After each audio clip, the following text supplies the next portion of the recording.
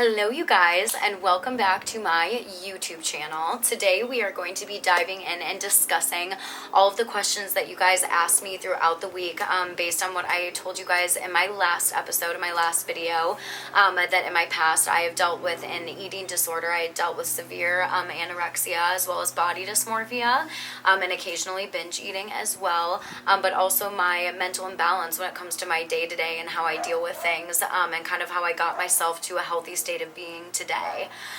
So the one thing that I want to start off, you guys, before I jump in, I am not a mental health expert. I am not in that industry or that field when it comes to my profession. It's just something that I'm very passionate about and I care about very deeply because I care about humans. So I just wanted to tell you guys that the point of my YouTube channel isn't for me to tell people that I'm right or I'm wrong. It's really just to open up a dialogue so that people feel more comfortable talking about these things. I think everyone has different things that go on under the surface, and at the end of the day, if we're all more comfortable talking about it and discussing it, it brings us all closer together and just moves us forward as human beings. I also want to say, when it comes to mental health, you guys, there is an entire spectrum of mental health and how people deal with mental health. There are mental disorders where it's not a choice. It's not something where someone can wake up every day and decide if they're going to be happy or have a good day or not. They are born with it. It's embedded in their genetic DNA, and it is not a choice for them. It's something that they deal with every single day. Without their consent, because they were born with it. You would never ask someone why they were born with green eyes or why someone was born with a cleft lip. They were born that way, and that's the same with someone with a mental disorder. It's not a choice for them, and I don't ever want to take away the voice or the experiences of those people who do have mental disorders because it's not fair to them. So I just wanted to caveat that before I jump into my own experiences, that we're all different human beings. We all deal with things differently and have a different capacity of dealing with things when it comes to our mental health. So my experiences and me telling you what I've gone through is special and significant to me. The reason I'm sharing it with you is because I'm hoping that if someone is going through something similar to me, or maybe is going through something where there was a trigger but they can also get themselves out of it like I did, that I can help them along the way and along the journey. But that's not to say that we all deal with things differently. We're all born differently, and there are people who cannot control it, and that is okay.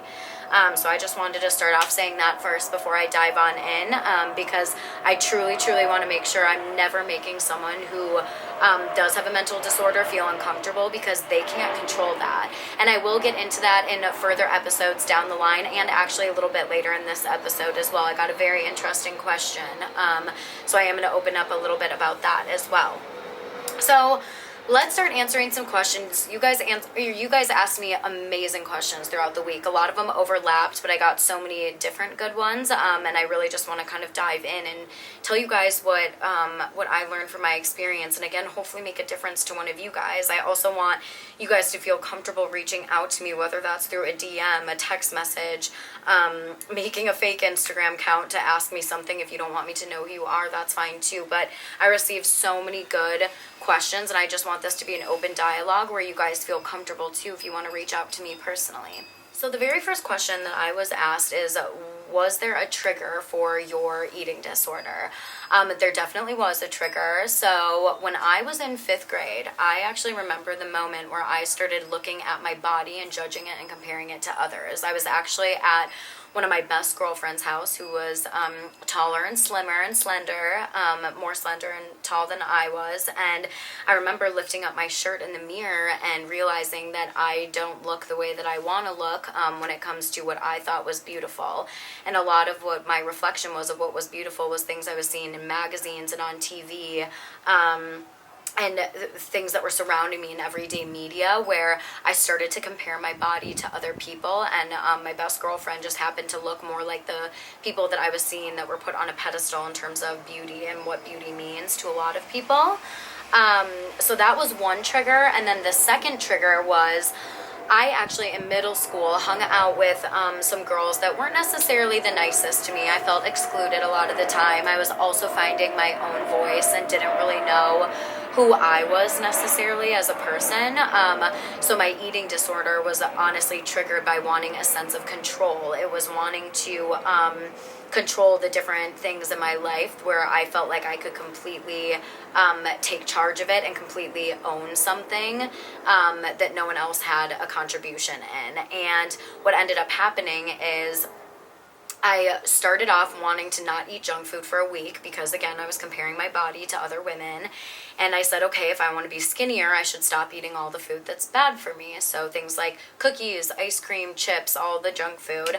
I tried to not eat any junk food for a week. And after that week, a week turned into, let's see if I can go 2 weeks, and then 3 weeks, and then months, and then years. And my eating disorder actually turned into, you guys, a 3-year struggle where I started slowly but surely depriving myself of basically any meal except for 2 bowls of cereal every single day for 2.5 to 3 years. I was eating Special K cereal, the ones with the like little strawberries in them, 2 bowls a day. And I started having people ask me questions like my gymnastics coach, why are you so thin? Are you not eating enough? I had family members starting to question my body shape and my size, and it almost became like this addiction of how skinny could I get, how little could I eat, how could I take as much control as I possibly could when it came to what I ate and how my body looked because of it. And actually what ended up happening, you guys, is I wasn't in control anymore. I was completely out of control. My entire life started revolving around what lie have I told? What lie am I going to tell next? What excuse am I going to come up for with not eating? When am I going to eat so that people don't see me eating or they do think I'm eating? It started to completely consume me. And rather than being in control, I was actually completely out of control. So it really did develop into this nasty perpetual tornado of everything in my life revolved around the lies I was telling when it came to my eating and how I was going to hide it from other people. The second question that I got that I want to address, and this is honestly kind of pinpointing how I pulled myself out of it, is what are the natural ways that you dealt with your eating disorder that helped pull you out of it? And before I jump into this question, you guys, and I answer this, I just want to stop and say, even though I did pull myself out in a way that dealt with self-healing and self-reflection, that does not mean everyone is capable of that. People are born with mental disorders where, once again, it is not a choice. They don't just get to self-reflect and look at themselves and say, I want to be better, I want to get myself out of this. It doesn't work like that for everyone. Just because that's the experience that I went through doesn't mean that's how everyone can deal with it.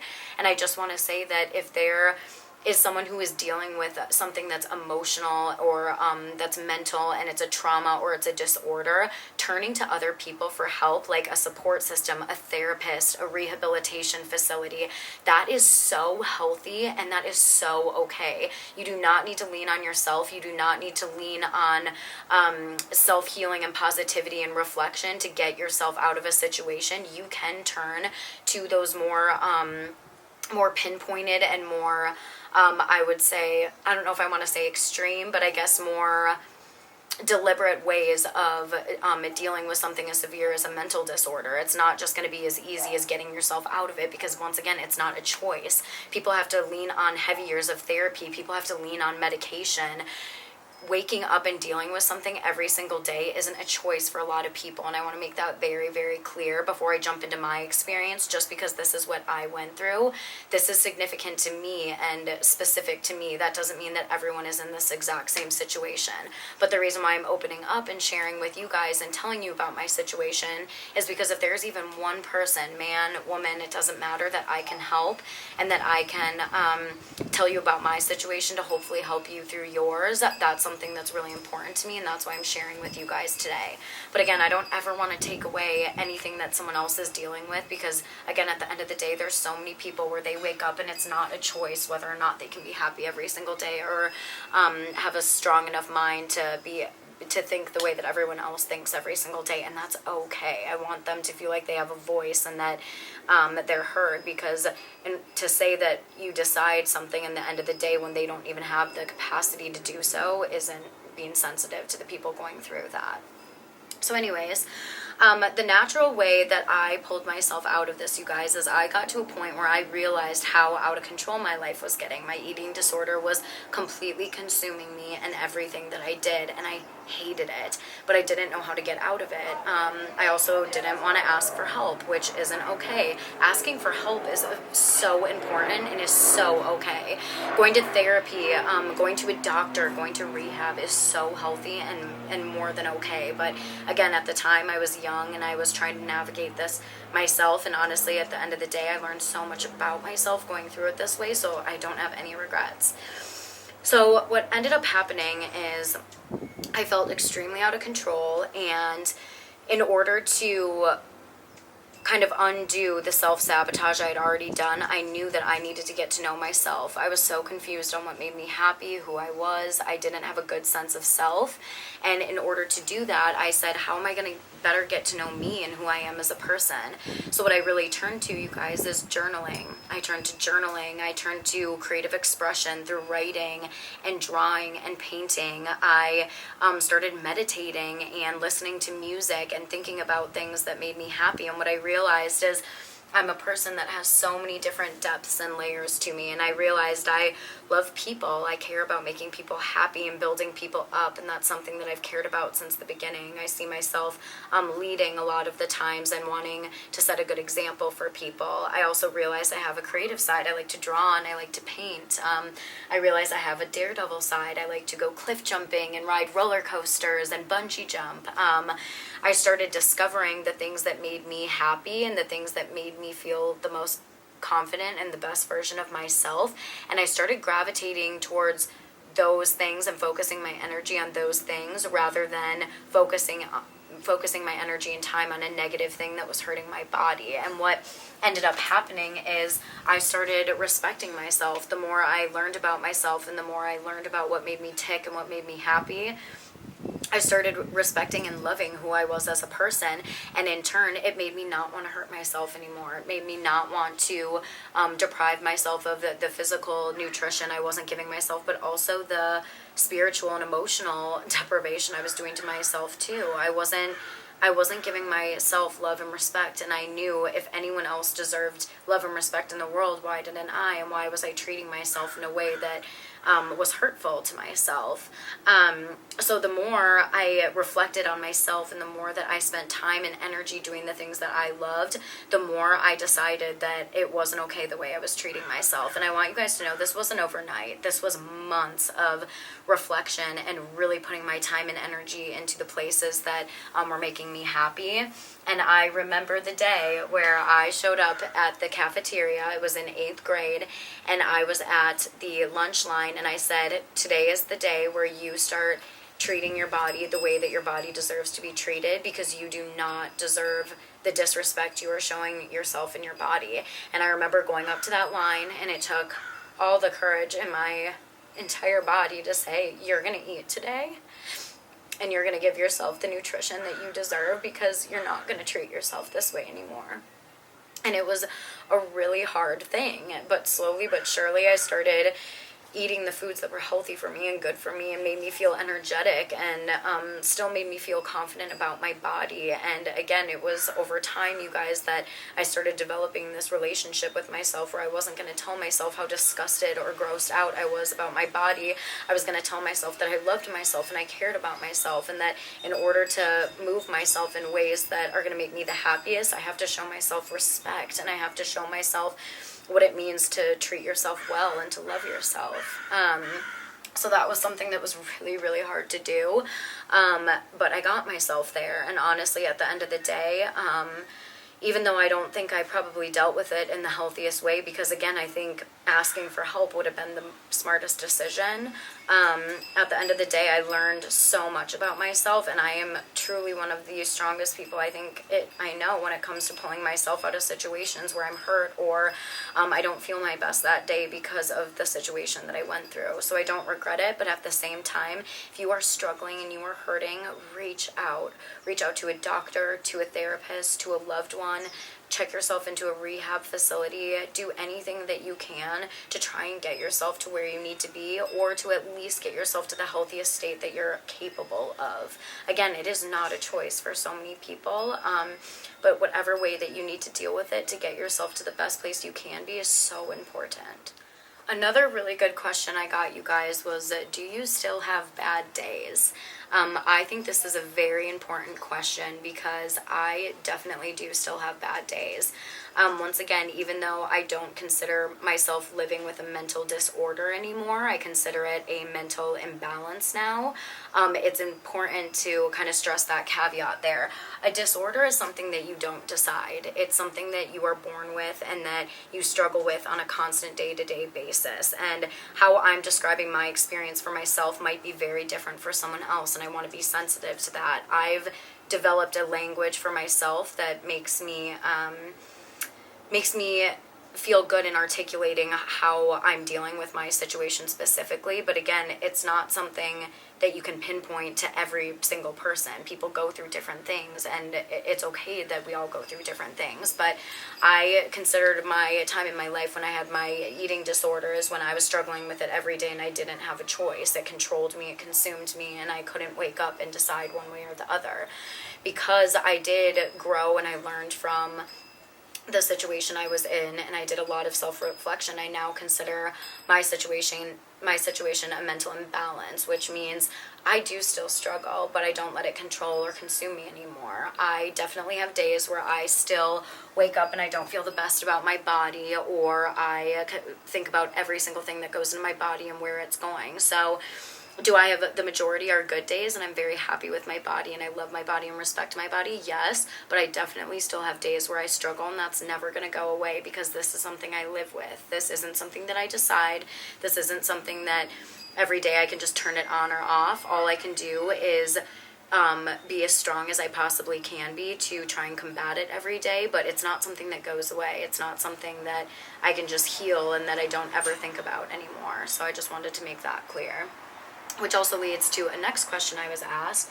Do you think that all eating disorders are curable? Absolutely not. I do not think all eating disorders are curable, just like I don't think mental disorders are curable either. People are born with mental disorders. Mental disorder isn't something that you get to wake up and decide, once again, whether you're going to deal with it or not today. It's something you were born with, just like green eyes, just like a cleft lip, just like a gimp in someone's walk. You were born with it, and it's not something that you decide. It's something that you were genetically you inherited. And there are women that die every single day from eating disorders because it completely consumes them. So again, the reason for me talking about this is because I want people to know it's okay to talk about. It's okay if you do struggle with it and it does consume your life. It doesn't mean there's going to be a cure for everyone, but talking about it and being aware of it only moves us all forward as a society, and also leads us to better ways of dealing with it.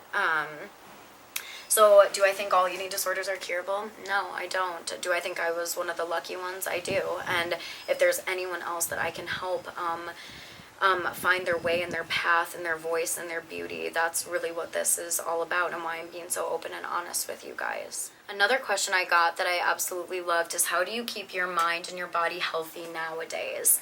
I absolutely love this question because I think so often people forget to focus their time and energy on themselves. I keep my mind and my body healthy these days, you guys, by fueling and focusing my energy in a positive way. So instead of depriving my body or stripping my body of things it needs, I think of it as almost feeding my body the things that it needs in terms of physicality, in terms of food, exercise, but also in terms of emotion and mental. I read books. I take time to stop and enjoy the moment I'm in. I take time to assess how I'm feeling and asking myself, what emotion am I feeling today? What's the reason behind it? So a lot of things that I do to keep myself healthy and happy is I really focus my time and energy on putting the right foods into my body, going to the gym and doing exercises that make my body feel good, that release endorphins. I make sure I take time every single day to meditate and to self-reflect on my health and my happiness. And then I also take time to make sure I do something every single day that makes me happy, whether that's reading about a new topic I'm curious about, whether that's going to the beach, whether that's hanging out with someone that makes me feel so good about myself and that builds me up. I keep myself happy and healthy every single day by really being aware of the things that fuel me and feed me in the best way possible and focusing my time and my energy on those things. Another really good question I got, you guys, was what do I eat on a day-to-day basis? So obviously, given what I've gone through, I actually still eat really, really healthy, to be completely honest. I call it the naturally occurring in nature diet. So I eat a lot of really healthy, clean foods, so things that occur naturally, like vegetables, fruits, nuts, brown rice, quinoa, fish, chicken, turkey, eggs, anything that, again, occurs naturally in nature that isn't processed, doesn't have any added chemicals, no added sugar. That's very much how I eat. And the biggest contribution I have found to helping me stay on track and feeling the best version of myself is finding alternatives for my cravings. So one thing that I am absolutely addicted to is ice cream. I am obsessed. I love it. I can't get enough of it. When I was going through my binge phase, that's actually very much something I used to binge on, was ice cream.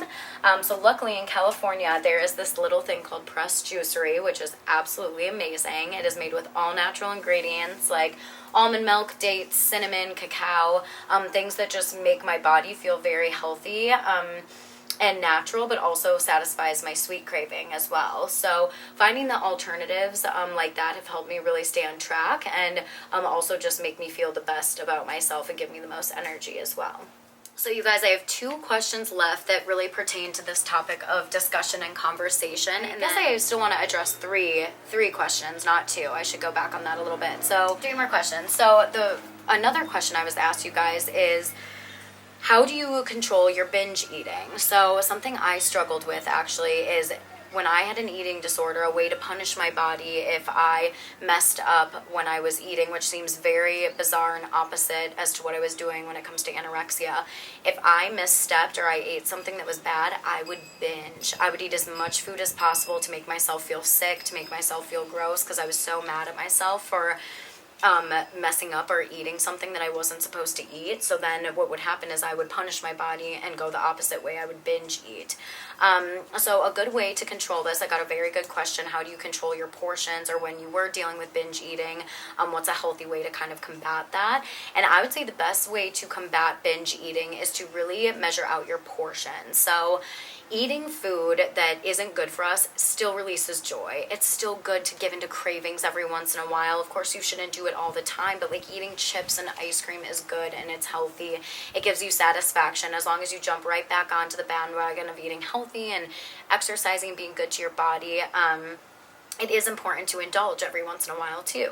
So I would say the best way to do that is portion size. Instead of grabbing a bag of chips, pour chips into a bowl and only let yourself eat that bowl. Scoop 2 scoops of ice cream into a bowl rather than grabbing the carton, so that you only eat those 2 scoops of ice cream. Grab 2 cookies out of the box and put them on a plate and put the box of cookies away. I would say that's the best way that I've found to combat binge eating, is to really give yourself a portion size and not let yourself kind of eat an entire bag or bin or carton or whatever it is.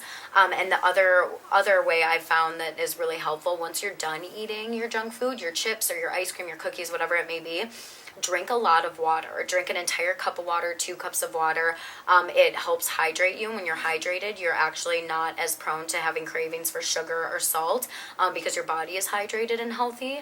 And it also washes away your taste palate too, so you don't have like the lingering flavor of the food that you were just eating in your mouth. I've found that helps a lot when it comes to controlling my portion size. So hopefully trying that out will help.